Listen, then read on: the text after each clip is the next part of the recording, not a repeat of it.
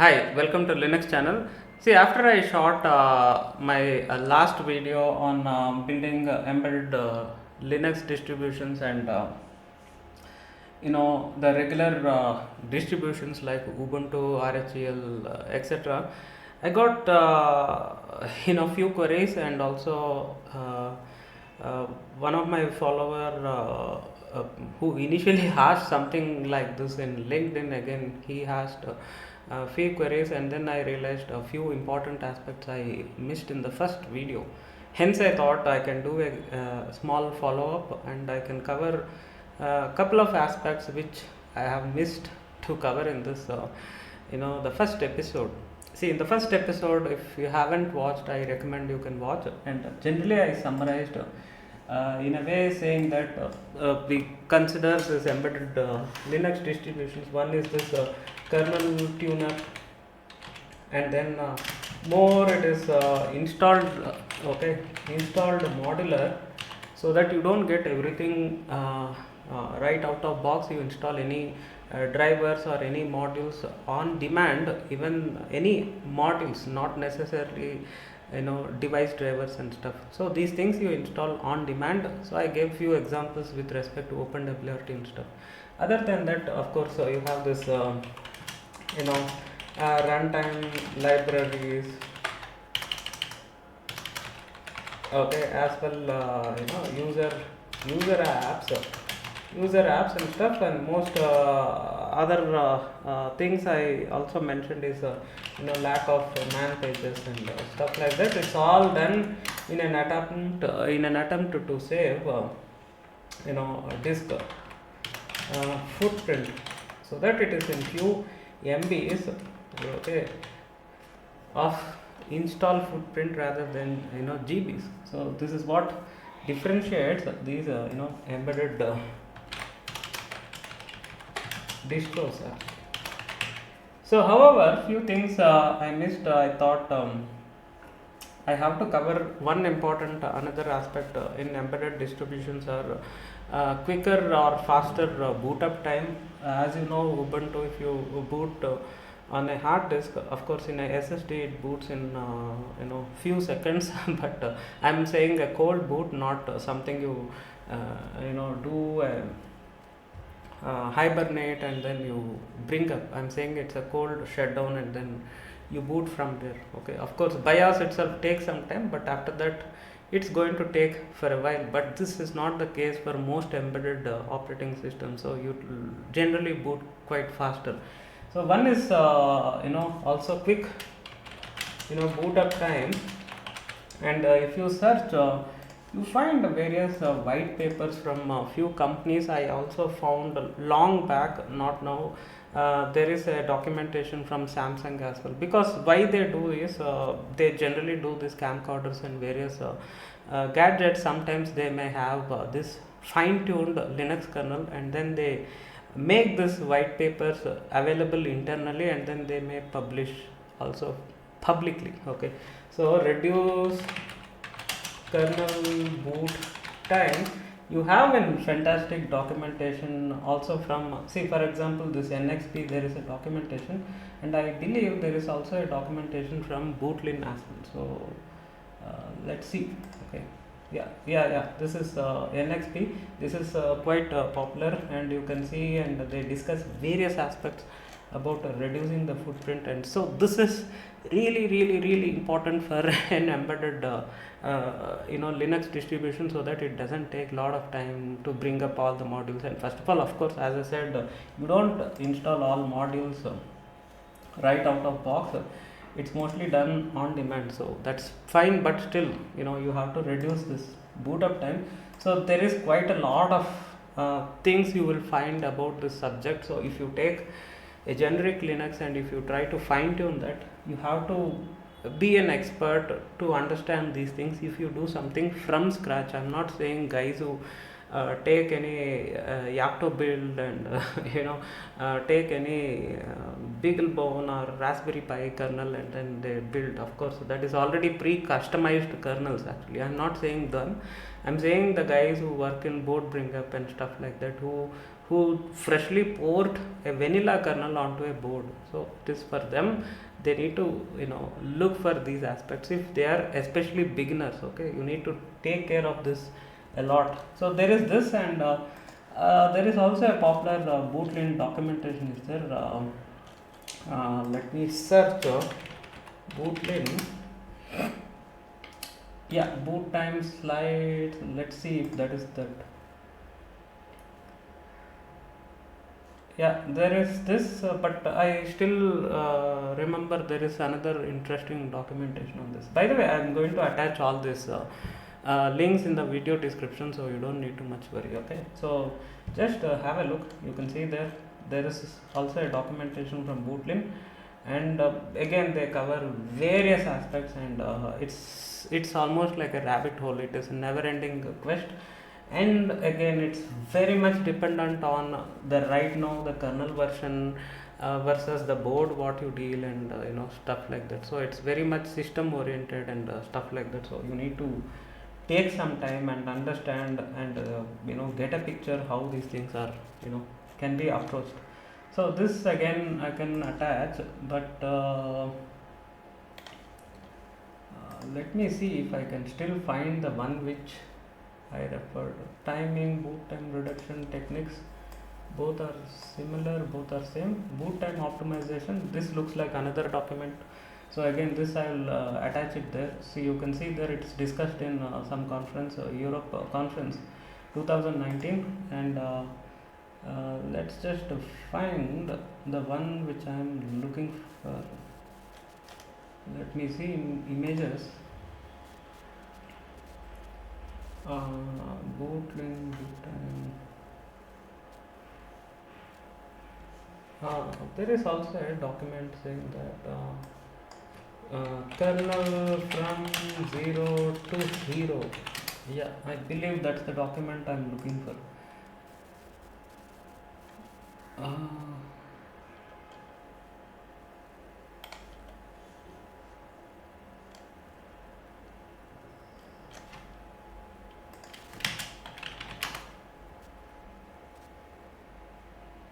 Yeah, Linux boot in 1 second. Yeah, this is the document I'm actually looking for.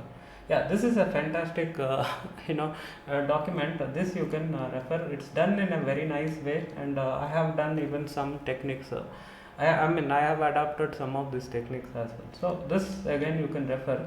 So this, especially this, along with those couple of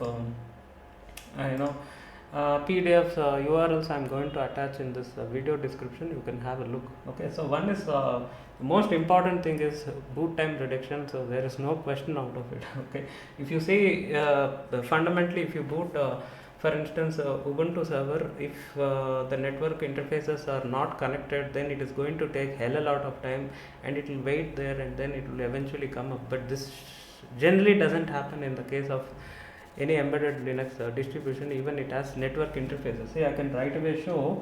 Let me fire my VM which is not connected anywhere. So you can see there, this is actually an Ubuntu server. I can take anything as an example. Yeah, I can take anything as an example. So let's take this as an example, and you can see there it is connected to this internal network. For this to work, I need to boot this pfSense, because it is connected to that internal pfSense router which I have configured. So I don't boot that deliberately, and then I try to boot this VM. So let me start the server. This is actually an Ubuntu server. So we see, since the network interface is not connected, you can see there it will just stay there and it will take forever to boot. So this is quite common when I try with a bunch of my devices as well as part of my production workflow. Okay, see there it stays there, and you can see there how much time it takes. Okay, same thing happens even in my edge devices also. If in case it happens, it has Ubuntu server in it. Okay, I can even show that, which I showed in the previous episode.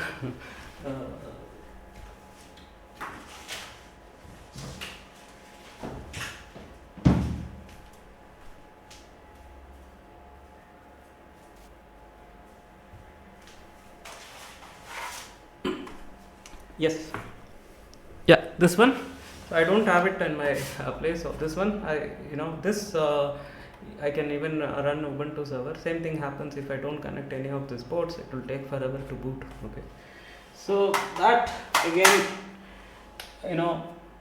plays a part for embedded Linux kernel optimization. So that is one thing is there. And other than that, kernel compilation itself, there is an option to reduce the entire kernel image footprint. So that generally they enable it for embedded devices. So you go to kernel source, and what we do is we can download a sample kernel, and we can just download a sample kernel, and we can have a look. Okay, so it's downloading. cd downloads -x here Linux. We extract, and we tend to do this make menu config, and you will find there's an option to optimize this kernel image footprint. So we go inside make menu config, and you should find usually that is enabled in most embedded kernels, and I even found in Raspberry Pi kernel even this is enabled. Okay, so you go here, processor type and features or general setup, and you will find that option core schedule config support.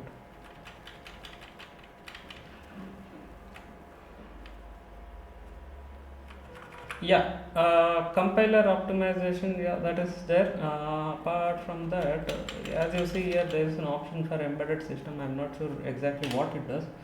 This option should be enabled if compiling for embedded system. So exact expert options are available for configuration. I'm not sure about this because I'm not played around with this option. Boot config, standard features, profiling support.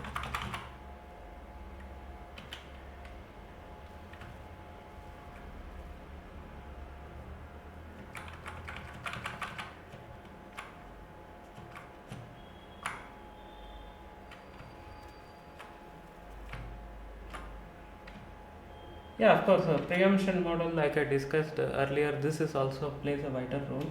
So it depends. You have another option as RT Linux, which is going to give you a real-time like performance. So if you are looking for that, of course you can install the patch, and usually you can play around. That's still not available as a part of standard Linux kernel, as you can see here. I read somewhere that it is going to be added as a part of vanilla kernel, but I'm not sure why it is not yet added over here.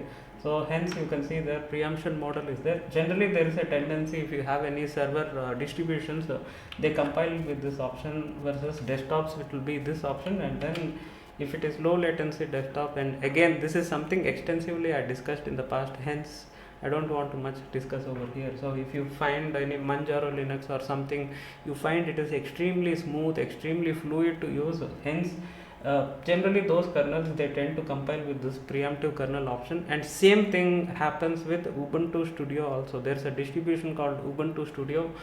Usually it can have all this pre-installed multimedia applications like GIMP and Inkspace, and as well as this Kden Live and various other stuff. So it's meant for audio editing, video editing, photo editing and stuff like that. Even that is generally compiled with this preemptive kernel. But if you take standard Ubuntu desktop such as this is actually Ubuntu desktop, which is XFCE based Ubuntu. If you see, generally they compile with this option. Okay, as you see here, preempt voluntary.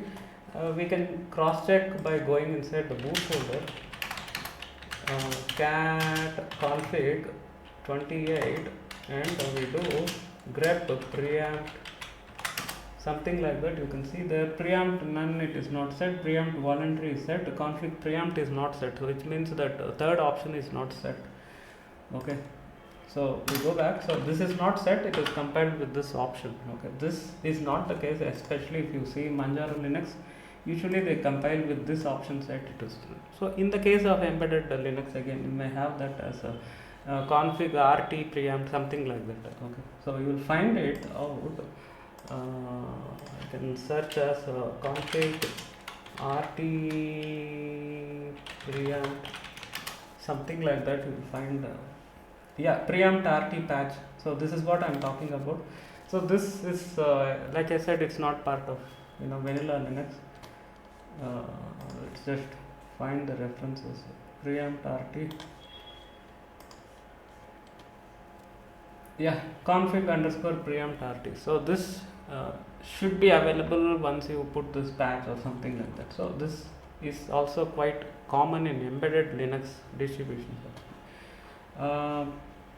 Of course, I mean again, conditions apply if it needs some real time like features. Okay, real time kernel features. So that is there. Back to the one which I am looking for is the footprint. Actually, let me just go back and maybe it is in processor type. I'm not sure. SMA, I'm not sure, it is not here. It's the general setup, it comes. Preemption model, this thing. Yeah, of course, enabling log and few things, again they can be optimized because you don't need to spit so much of stuff like that, and it will reduce the runtime performance on such tiny embedded devices naturally. Okay, that is there. Kernel size.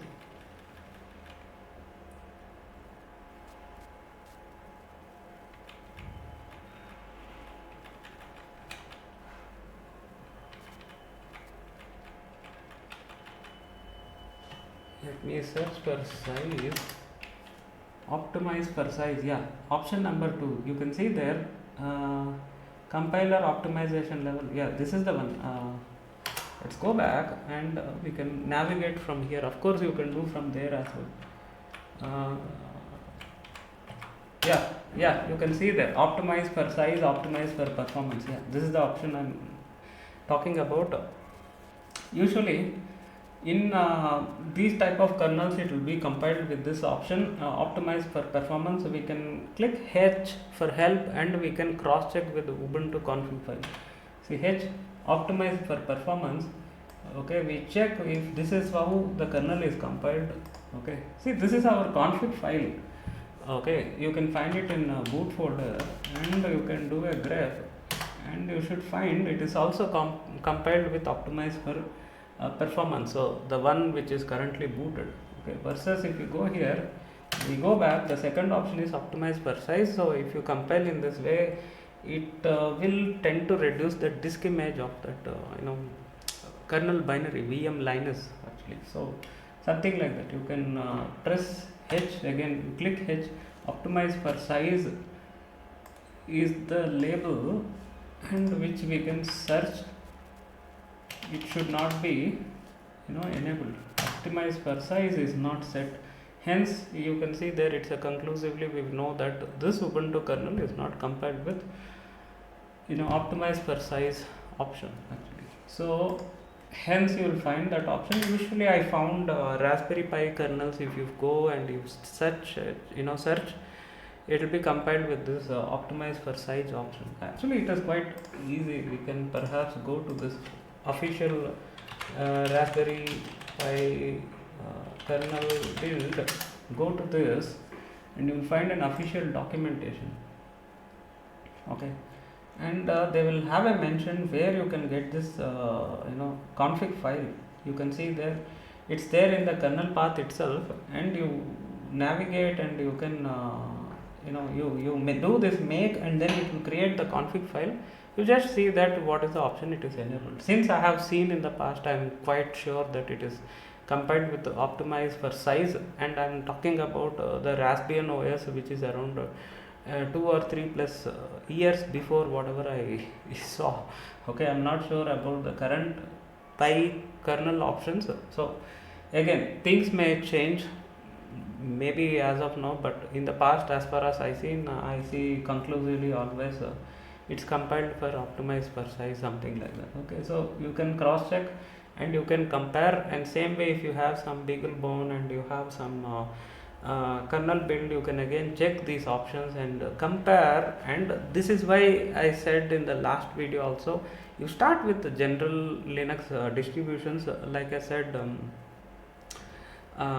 do with Ubuntu, do with Debian, do with Ubuntu, different flavors. And like I said, see, this is what again Ubuntu Studio. Yeah, this is what I am talking about, the Ubuntu Studio. So if you see here, the main difference I found is kernel itself is compiled with that high preamp option. So because you can get that smooth experience, but at the cost of excessive preemption. Actually, again, this video is not about the OS internals and also the preemptive models and stuff, so I don't want to go further, because again, like I said, I sometime earlier discussed in the past. Perhaps I can attach those links if you are interested. I can do that in the video description. Okay, preamp, you can search, you can see there. I've shot about this quite a long ago, 2016, but again, on and off, I have covered few topics about this in few episodes actually, about this compilation and stuff like that. Selective module compilation, stuff like that. In on and off, I have discussed about that in various episodes. But again, when it comes to preemption, I have discussed on couple of videos, but they are quite old. I'm not sure how far it is relevant and interesting as per the modern context. So if you are interested, you can refer. I'm going to attach both these videos. You can check whichever is suitable and interesting and suits your taste. Okay, so anyway, back to the topic. Hence I'm saying, if you're a beginner, explore various distributions and see each distribution, how the kernel is tuned up and how this runtime stuff it has been put forward, and by gaining this experience you will gain the knowledge. And one thing, if I remember, in the last video I mentioned about the user lib folder, so hence let me show in this video, so that again I don't miss anything which people are seems to be interested, but in the last video I just said quickly, but looks like they are very eager and interested to have a look. So I thought, let me walk around. So user cd lib modules, cd lib modules. Yeah, you can see there in the kernel folder. If you go here inside kernel and inside, say for instance net, anywhere you go, net bridge, anywhere you go, you find this KO files. So all these are pre-installed. Let's also go back and go to any drivers. Okay, drivers, go to net, and you can see all these KO files. I'm just showing net because since I work mostly in networking stuff. You can check any other places, let it be sound card, USB drivers, whatever it is, you will find all these KO files. But you see here, all these KO files are pre-installed on a general x86 kernel, general x86 distribution kernel. But this is not the case with any embedded system. Like I showed in the previous episode, the OpenWRT, you get those kmod opkg files, which are those package files of OpenWRT, just like we have deb files in Debian and Ubuntu, and RPM in CentOS and Fedora or your RHEL actually. So same way, the package system for OpenWRT is opkg. You will find those those files as opkg and so. If you see there, if you need any kernel options or any specific stack or any drivers, you install those kmod files, and then kmod - whatever that file you install, and then you get that functionality, which is essentially installing this pre-compiled binary KO files. But this is not needed for any standard full-blown distribution like this Ubuntu or Debian or stuff like that, which is meant for servers, desktops and stuff. Again, last but not least, if you see, you take for instance any huge gaming cards, Nvidia GPU. If you take any such gaming cards, you get various models and stuff like that. Hence, for a desktop PC, we just don't know what peripherals you use, or any gigabit NIC. You don't know what brand, what you will use. Hence, the kernel will include all possible drivers, and any standard Ubuntu or CentOS or Red Hat, whatever you install, you get the kernel with all possible such drivers pre-installed. This is not the case with if you use a Raspberry Pi or something, because you can't even fit this PCIe card in a standard Raspberry Pi. And even if they give with some hat or something, then you can of course pre-compile, and you can compile anyway, and then you can make use of it. Again this is how it distinguishes an embedded Linux distribution versus your full blown regular Linux distribution. Hence it is quick boot time, and also again kernel tune up in terms of boot, hot boot. It's the optimization for size, again for disk footprint. Okay, and also apart from that, like I showed about that RT stuff, which is the real time kernel preemption, stuff like that. It can be various other things. Apart from that, of course availability of, or rather it should be called as non-availability of PCIe drivers, which are irrelevant, could be for that board. Okay, for that board. So sometimes it could be irrelevant. Again, this is could be irrelevant for that board, which is conditions applied. Okay, it could be true, it could be not true. Hence stuff like that when it comes to the kernel tune up as well. So hence these are some of the aspects. Hence I am going to attach all these links along with my old videos. You can have a look. So hope this video is insightful and useful for you. If you want to discuss anything, be in touch via mail, or sometimes these days I do get queries via LinkedIn as well. You can discuss in LinkedIn as well.